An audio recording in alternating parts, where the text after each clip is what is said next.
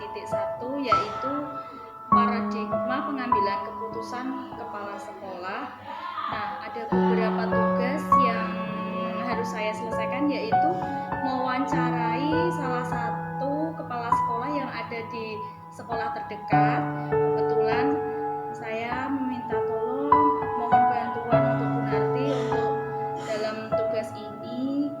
Ada beberapa pertanyaan yang harus Bu Narti jawab terkait tugas kami. Untuk tugas pertama yaitu selama ini bagaimana Bu Narti dalam mengidentifikasi kasus-kasus yang merupakan dilema etika atau rujukan moral.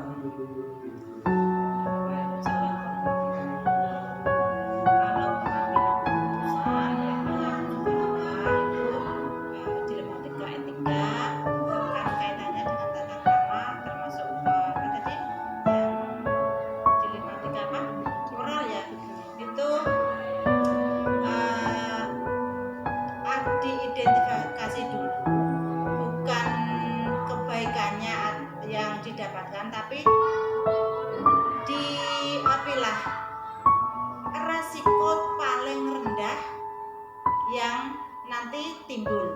Jadi bukan seberapa besar yang didapatkan dari keputusan itu, tapi yang dipikirkan resiko terendahnya bagian mana, baru itu yang diambil keputusan. Lalu pertanyaan kedua, selama ini bagaimana Bu Narti dalam menjalankan sebagai kepala sekolah dalam pengambilan keputusan di sekolah Bu Narti, terutama untuk kasus-kasus di mana ada dua kepentingan yang sama-sama besar atau sama-sama mengandung nilai kebajikan. Ya itu tadi, kalau mengambil keputusan yang sama-sama ada kebaikannya, yang terutama dipikirkan itu ya resikonya itu. Kalau duanya sama-sama manfaatnya bagus, tapi kalau yang A misalnya resikonya terlalu tinggi, itu dipikirkan ulang. Tapi kalau ini resikonya rendah, dipilih yang resikonya rendah. Kalau misalnya dua pemilihan keputusan, tapi ternyata kalau ini yang diambil, contoh misalnya ada dua orang mendaftar di SDN 1 Cepu, sama-sama pintar, tapi yang satu rumahnya jauh dan itu resiko datang ke sekolahnya misalnya memakan waktu yang lama. Yang satunya nggak begitu terampil tapi dekat dengan sekolah. Ini hanya salah satu contoh. Kalau Bu Narti pilih yang tidak begitu terampil namun jarak rumah dengan sekolah itu dekat. Karena apa? Nanti memudahkan dalam menjalankan tugasnya. Itu hanya salah satu contoh. Ada beberapa contoh yang lainnya. Untuk pertanyaan ketiga, langkah-langkah atau prosedur seperti apa yang biasanya Bu Narti lakukan selama ini? Misalnya apa yang tentang pengambilan keputusan tersebut, prosedur dan langkah-langkahnya yang dilakukan itu seperti apa? Ya dipikirkan dulu, misalnya yang tadi ya tentang misalnya kurang satu tenaga pendidik dan itu tenaga pendidiknya GTT misalnya ada dua itu tadi, bagaimana kapasitasnya atau SDM-nya, kan bisa mencari informasi dari luar atau bisa juga dari persyaratan yang dia bawa. Salah satunya juga asalnya dari mana, bertempat tinggal di mana, termasuk kendaraan yang dipakai itu juga dipikirkan. Tapi ya itu tadi, tidak sekedar kemampuannya yang dipikirkan. Latar belakang nanti kalau jauh berarti nanti kendalanya ke sekolah berapa jam, berapa menit. Kemudian kalau dengan honor yang terbatas, kira-kira yang bersangkutan itu kinerjanya bagaimana, ada nggak efeknya. Biasanya kalau ada dua GTT, yang satu menikah, yang satu belum menikah, saya lebih memprioritaskan yang belum menikah. Sebab kalau GTT nanti honornya yang terbatas, kalau yang sudah menikah tetap mempengaruhi. Pertanyaan yang kelima, hal-hal apa saja yang selama ini Bu Narti anggap efektif dalam dalam pengambilan keputusan pada kasus-kasus dilema etika? Kalau pengambilan keputusan paling bagus itu di bawah keketuaan dengan dewan guru. Kalau perlu dengan komite. Kan banyak masukan, otomatis beberapa orang akan memberikan masukan dan itu bisa dijadikan referensi untuk pengambilan keputusan. Lalu hal-hal apa saja yang selama ini merupakan tantangan dari Bu Narti dalam pengambilan keputusan pada kasus-kasus dilema etika itu? Nah, kalau di sekolah itu biasanya penerimaan siswa, penerimaan tenaga pendidik atau tenaga pendidikan yang kadang itu susah untuk mengambil keputusan itu. Ada yang membawa, misalnya sudah kuotanya penuh 56, ternyata ada satu lagi itu dulu misalnya dari keluarganya guru yang sudah pernah dari sini.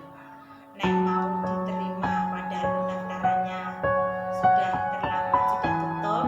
Nek tidak diterima, ada semacam rasa bersalah, tidak enak, dan perasaan-perasaan yang lain. Makanya kan perlu dirapatkan. Nanti kan ada masukan dari tenaga pendidik yang lain, dijadikan pertimbangan. Selanjutnya, hal-hal apa saja yang Bu Narti lakukan tatkala atau Bu Narti itu membuat jadwal tertentu bagaimana dalam penyelesaian kasus dilema etika? Apakah Bu Narti langsung menyelesaikan di tempat atau memiliki sebuah jadwal untuk menyelesaikannya? Lalu bentuk dan prosedur seperti apa yang Bu Narti jalankan?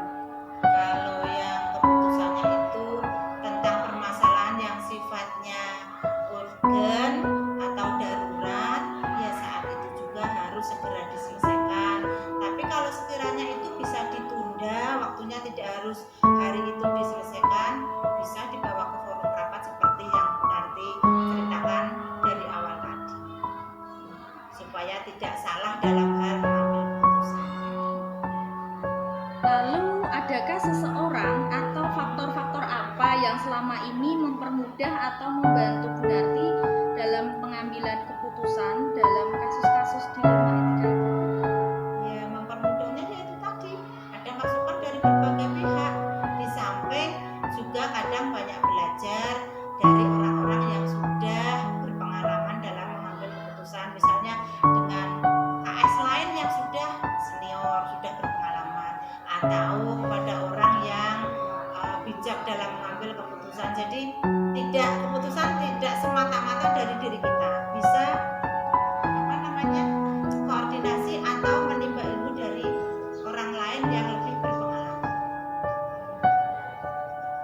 Selanjutnya, dari semua hal yang telah Bu Narti sampaikan kepada saya, pembelajaran apa yang dapat Bu Narti petik dari pengalaman Bu Narti selama ini menjadi kepala sekolah dalam mengambil keputusan dilema etika? Ya, pembelajarannya Bu Narti secara pribadi membiasakan diri kita untuk mengambil keputusan itu tidak berdasarkan tidak enak hati, tapi berdasarkan kebijakan secara umum.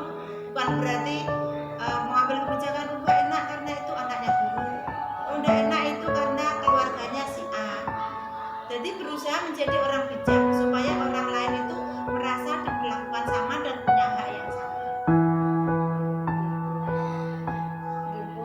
Bu Narti, terima kasih untuk waktunya telah membantu saya dalam menjawab beberapa pertanyaan wawancara yang ada di modul 3.1. Terima kasih untuk waktunya dan doakan saya semoga saya juga bisa belajar di modul 3.1 ini sesuai dengan beberapa masukan-masukan dari beberapa kepala sekolah yang ada di lingkungan tempat tinggal saya, Bu.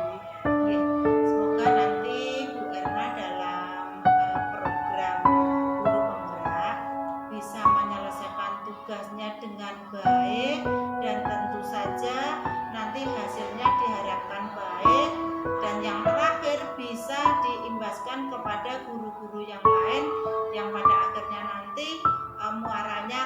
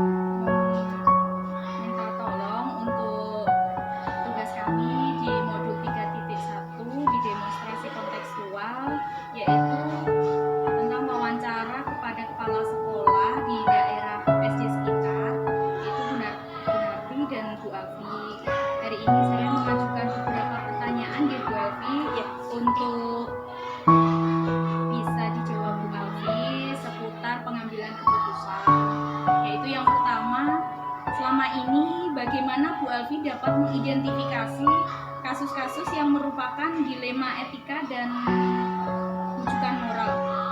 Ya, kasus-kasus yang berkaitan dengan dilema etika dan rujukan moral di sekolah biasanya itu kalau nggak terkait masalah siswa, biasanya terkait masalah guru dan hubungannya dengan masyarakat. Seperti itu ya Mbak ya. Untuk dilema etika sendiri biasanya merupakan suatu kasus yang mana kebijakannya nanti itu antara benar dengan benar seperti itu ya. Kemudian kalau yang satu tadi apa? Rujukan moral itu benar dengan salah. Nah, untuk mengidentifikasi kasus dilema etika sendiri, biasanya kami mencari dulu akar masalahnya seperti apa. Karena memang urgensi dari setiap masalah itu kan berbeda-beda. Ketika ada suatu pengambilan keputusan yang mana dua-duanya sama-sama benar, yang pasti kita kedepankan yang pertama aturan terlebih dahulu, kemudian yang kedua baru pertimbangan-pertimbangan yang lain di luar itu. Lanjut, pertanyaan kedua, selama ini bagaimana Bu Alfi menjalankan pengambilan keputusan di sekolah Bu Alfi, terutama untuk kasus-kasus di mana ada dua kepentingan yang sama-sama benar atau sama-sama mengandung nilai kebajikan? Ya, kalau dua-duanya sama-sama benar dan mengandung nilai kebajikan, kita pasti mempertimbangkan sebab akibat dari permasalahan itu. Artinya kita mengambil suatu keputusan yang mana yang paling banyak dampak positifnya. Kemudian kalau dan meminimalisir risiko atau dampak negatif dari pengambilan keputusan. Setiap masalah kan pasti berbeda-beda ya Bu ya. Dan kita cermati dari akar masalahnya itu tadi, bagaimana nanti dampak ke depannya, apakah lebih baik atau tidak, yang mana yang mau diambil. Nah, ketika benar tadi kita ambil salah satunya yang memiliki dampak positif yang lebih banyak. Pertanyaan ketiga, lalu langkah-langkah atau prosedur apa yang biasa Bu Alfi lakukan selama ini? Untuk mengambil keputusan, ya kita lihat dulu masalahnya. Kalau misalnya masalah itu bisa dimusyawarahkan dengan teman-teman, maka masalah itu akan dimusyawarahkan terlebih dahulu, kemudian meminta pandangan, meminta pendapat bagaimana kira-kira untuk mengatasi permasalahan tersebut.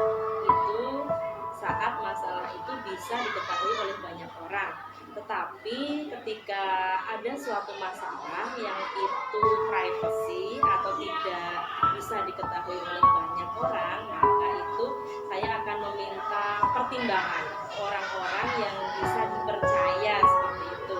Nah, nanti kalau sudah kita menghindari subjektivitas, kita pertimbangkan lagi yang pasti yang satu harus sesuai aturannya, tetapi ketika bertabrakan dengan aturan-aturan yang ada, maka kita juga harus memakai nilai-nilai kebajikan diri, yaitu dari hati nurani kita. Kira-kira keputusan yang akan kita ambil itu nanti bertentangan enggak dengan nilai-nilai kebajikan dari apa yang akan kita putuskan nantinya. Jadi selain bermusyawarah, juga mungkin bermusyawarah bersama-sama ketika masalah itu bisa diketahui banyak orang. Tetapi kalau masalah itu memang harus privacy, diketahui untuk konsumsi sendiri, itu saya mengambil keputusan dengan cara mempertimbangkan pendapat dari orang-orang yang bisa dipercaya. Pertanyaan kelima, keempat, hal-hal apa saja yang selama ini Bu Alfi anggap efektif dalam pengambilan keputusan dalam kasus-kasus dilema etika? Yang saya anggap efektif ya ketika mengambil keputusan, yang pasti pertimbangan dari nilai kebajikan. Pertimbangan dari nilai kebajikan itu sudah bisa definisi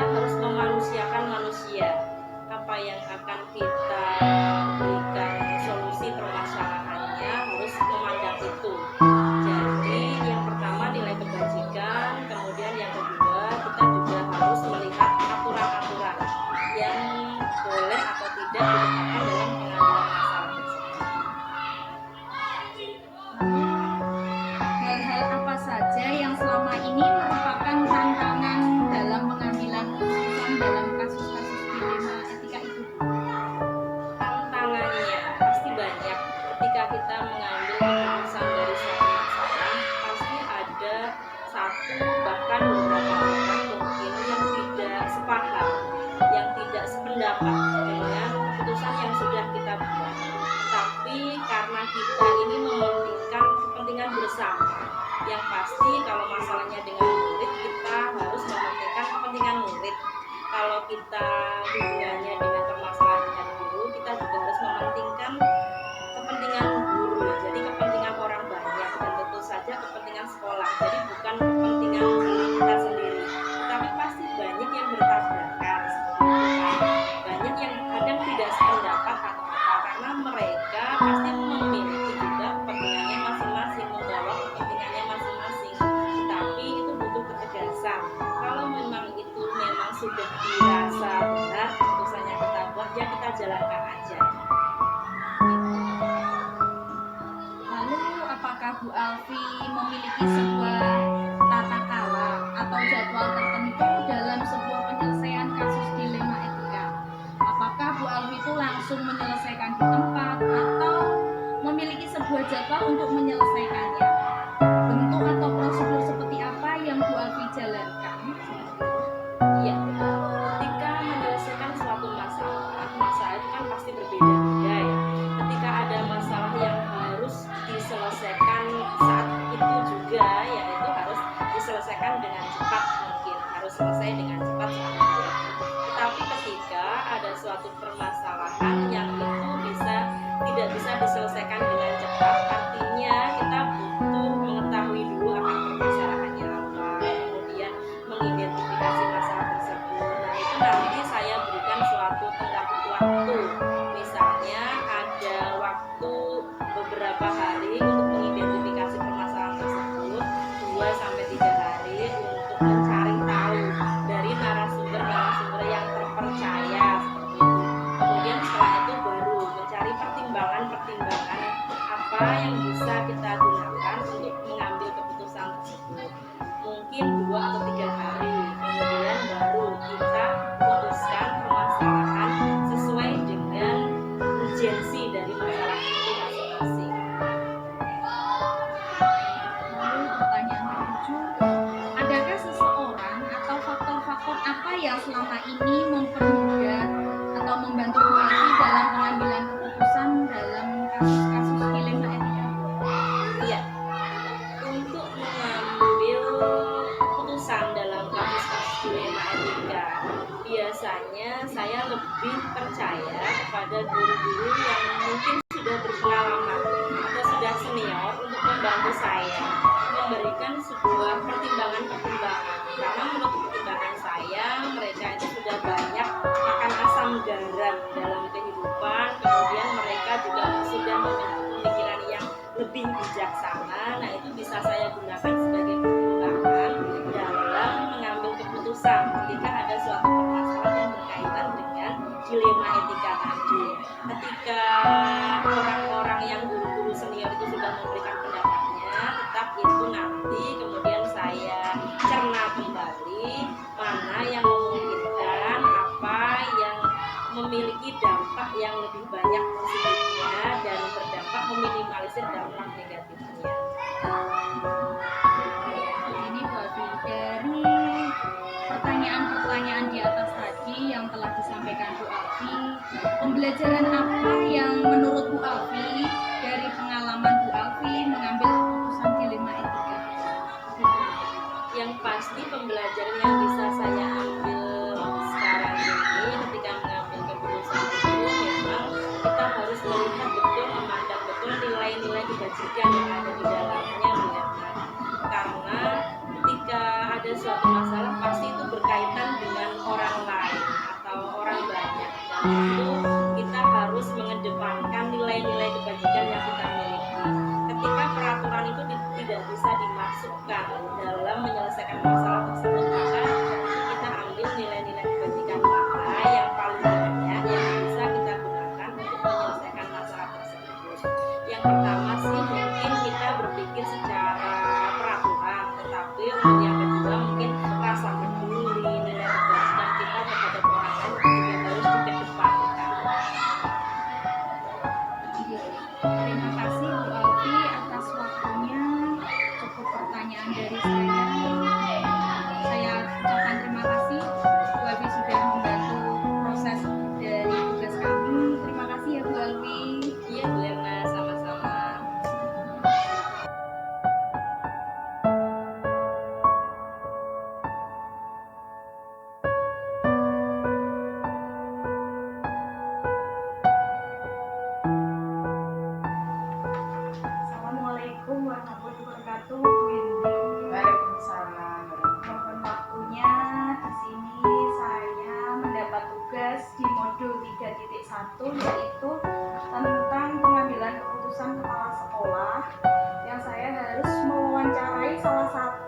kepala sekolah yang ada di lingkungan sekolah saya.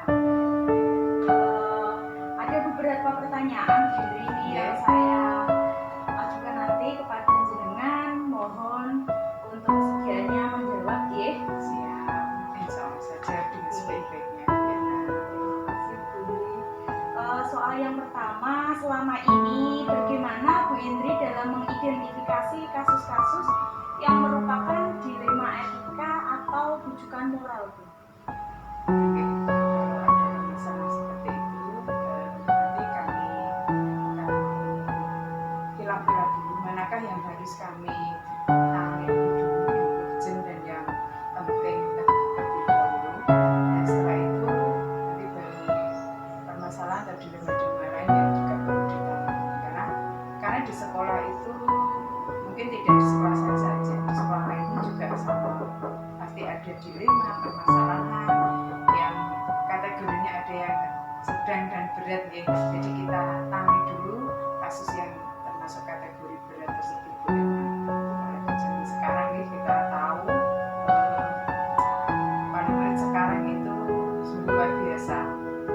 Beliau-beliau itu memang pendidikannya juga tidak kalah dengan guru, jadi banyak sekali kritik, banyak sekali saran yang mungkin memberi masukan ke kita, juga tidak mengurangi mereka tetap agar kita juga baik, tetapi juga hal itu juga banyak menimbulkan permasalahan. Tapi kita harus ada komunikasi dengan wali murid dan dengan warga yang ada di sekolah. Begitu Bu Erna.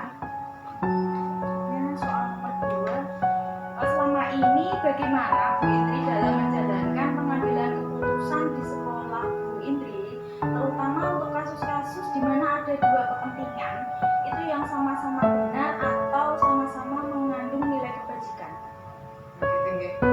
Dalam mengambil keputusan selama ini di sekolah itu yang mengandung nilai-nilai kebajikan ya, itu kita lebih memprioritaskan kepada kasus yang dampak positifnya kepada warga sekolah, terutama pada murid-murid saya, pada peserta didik kami, apalagi dalam proses pembelajaran. Karena itu dampak positif yang sangat berarti karena kita di lingkungan sekolah. Siapa warga yang sangat kita ayomi, yaitu anak-anak kita. Jadi itu yang dampak positif yang harus kami prioritaskan, karena anak-anak adalah yang terdepan, anak-anak yang terutama bagi kami di dunia pendidikan. Gitu Bu Erna. Selanjutnya pertanyaan, langkah-langkah atau prosedur seperti apa yang biasa Bu Indri lakukan selama ini?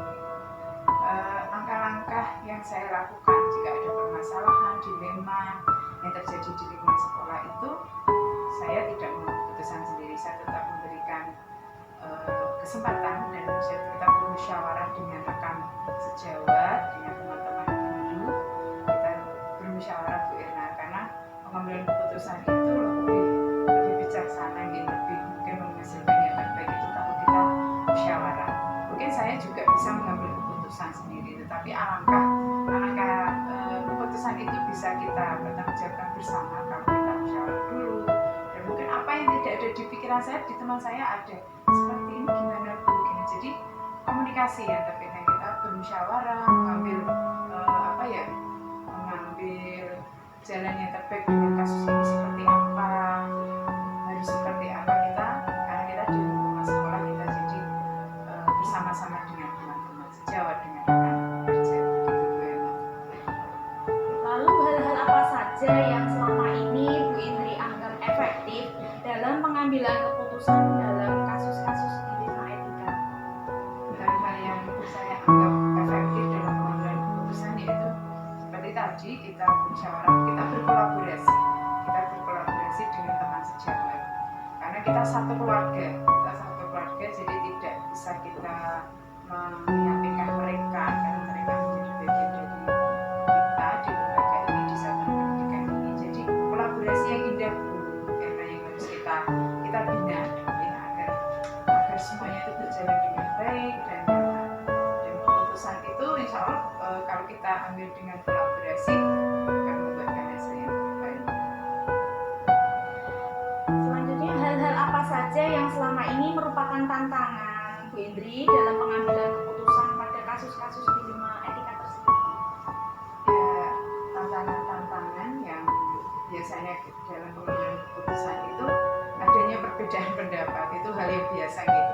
Karena negara kita negara demokrasi, kita musyawarah, tidak semua orang itu pendapatnya harus sama dengan kita. Mungkin dia punya pendapat, tetapi itulah salah satu tantangan kalau kita pengambilan keputusan dengan musyawarah. Tetapi kita harus menghormati hasil yang terbaik, hasil yang mungkin kita musyawarahkan itu, dan apapun hasilnya itu yang tidak setuju harus menghormati keputusan yang menjadi hasil akhir musyawarah akhir tersebut, agar menjadi keputusan yang terbaik bagi sekolah kita, dan tidak mengurangi hal-hal yang buruk terjadi di musyawarah itu. Mesti ada perbedaan pendapat, itu selalu menjadi tantangan setiap pengambilan keputusan. Lalu apakah Bu Indri memiliki sebuah tata cara atau jadwal tertentu ini Bu dalam menyelesaikan kasus dilema etika? Apakah Bu Indri langsung menyelesaikan di tempat atau memiliki sebuah jadwal untuk penyelesaiannya? Untuk prosedur seperti apa yang Bu Indri lakukan? Ya, pengambilan keputusan itu bagi saya bukan hal yang instan cepat gitu. Kita harus memikirkan baik buruknya, nanti efeknya seperti apa ke depannya. Jadi paling enggak kita ada pertemuan 2 atau 3 kali dalam forum rapat itu, kita bahas kembali kasus itu, kita musyawarahkan kembali. Jadi tidak hanya sekali saja, minimal 2 atau 3 kali lah kita mengadakan kegiatan dalam forum rapat itu. Tujuannya apa? Biar kita mendapatkan hasil keputusan yang terbaik, agar tidak terjadi hal-hal yang tidak kita inginkan. Begitu Bu Yana. Selanjutnya, adakah seseorang ini Bu atau faktor yang selama ini mempermudah dan membantu Bu Indri itu dalam pengambilan keputusan dalam kasus-kasus dilema etika? Yang menjadi faktor yang mempermudah saya dalam pengambilan keputusan itu rekan-rekan guru. Di sini ada yang senior, jadi kita ajak berkomunikasi, kita ajak musyawarah. Jadi beliau itu banyak memberikan masukan, banyak memberikan pandangan-pandangan seandainya seperti ini gimana. Jadi nanti beliau kan lebih berpengalaman mungkin ya Bu, jadi banyak memberikan masukan ke kita.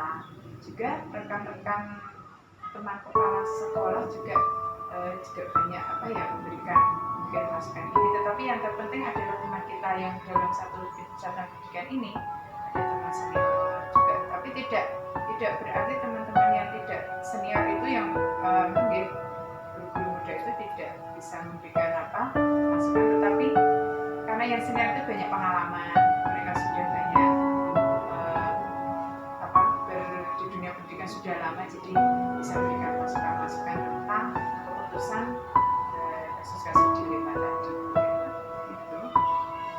Lalu dari semua hal yang tadi yang telah disampaikan Bu Indri, pembelajaran apa sekarang yang dapat Bu Indri petik dari pengalaman Bu Indri selama ini menjadi kepala sekolah dalam pengambilan keputusan dilema etika? Iya, pembelajaran yang bisa saya petik dari pengambilan keputusan ini yaitu saya harus banyak pribadi saya harus bisa menjadi pribadi yang baik, jadi bisa mengambil keputusan yang bijaksana. Dan saya juga harus belajar banyak referensi kalau terjadi seperti ini harus seperti apa. Jadi saya juga harus lebih banyak belajar menjadi pribadi yang lebih baik lagi, dan juga mencari referensi tentang kalau kepala sekolah menghadapi seperti ini harus seperti apa, karena itu kan terjadinya tidak terduga. Jadi sebelum itu kita harus banyak mencari referensi keterampilan kita menjadi kepala sekolah, karena kasus-kasus seperti apa pasti kita uji sama pendidikan kita. Gitu Berna. Demikian paparan yang sudah saya tanyakan dan alhamdulillah sudah dijawab dengan baik. Matur nuwun atas waktunya, dan semoga kita bisa menjadi lebih baik dari hal-hal yang lebih baik ya Bu. Ya, Matur nuwun. sama-sama Berna, sukses untuk kita semua. Assalamualaikum. Waalaikumsalam warahmatullahi wabarakatuh.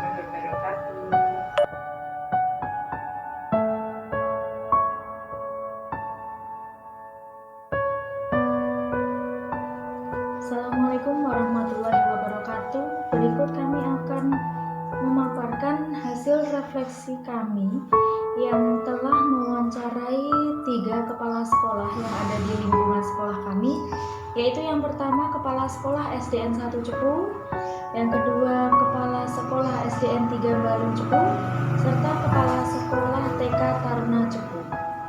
Dari hasil wawancara ada beberapa pertanyaan, ada 8 pertanyaan yang kami sampaikan atau kami utarakan untuk dijawab kepala sekolah. Beliau dari keputusan yang diambil oleh kepala sekolah sudah secara keseluruhan sudah mencakup paradigma dilema etika seperti individu lawan kelompok, rasa keadilan lawan rasa kasihan, kebenaran lawan kesetiaan, serta jangka pendek lawan jangka panjang. Nah, di dalam konsepnya sendiri terlihat semua kepala sekolah mungkin sudah melaksanakan konsep pengambilan dan pengujian keputusan itu dalam 9 langkah, tapi masih dalam presentasi yang sekitar 60 atau 70%, di mana semua keputusan dan pengambilan keputusan itu dilakukan untuk mengambil keputusan yang tepat. Dari hasil refleksi saya, mungkin kedepannya ada sedikit tambahan yang akan bisa beliau lakukan untuk perbaikan dalam pengambilan dan pengujian keputusan, yang nantinya juga sesuai dengan prinsip-prinsip dasar pengambilan keputusan berdasarkan nilai-nilai kebajikan. Demikian yang bisa saya refleksikan dalam hasil wawancara dengan ketiga kepala sekolah. Terima kasih, sekian. Assalamualaikum warahmatullahi wabarakatuh.